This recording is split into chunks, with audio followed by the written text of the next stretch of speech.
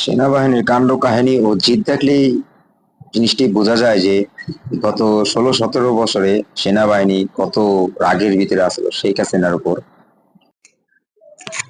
ভারতে পালিয়ে যায় শেখ হাসিনা, এই খবর জানা মাত্রই সেনাবাহিনীর একদল আনন্দর মিছিল করে ও হাসিনার অফিস রুম ভাঙচুর করে ও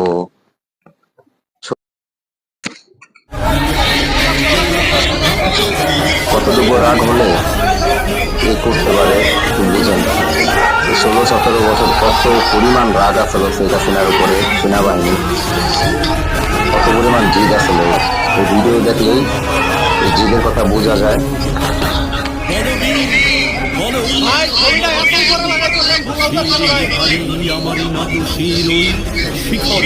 এখনই ভাঙবে।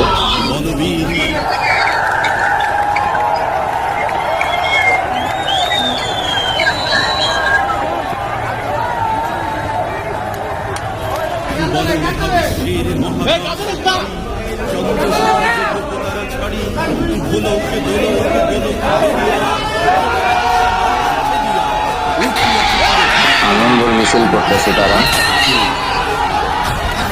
এই যে ভাঙলো। এই চিত্র দেখলে বোঝা যায় যে সেনাবাহিনী 14-15 বছর ধরে কত রাগ আছে শেখ হাসিনার উপর, তার দলের উপর কত পরিমাণ জিদ তাদের। ভিডিও দেখলে ওইটার প্রমাণ মোটামুটি মিলে যায়। যে নায়ক তাকবীর আল্লাহু আকবার করে স্লোগান দিবে আর্মি।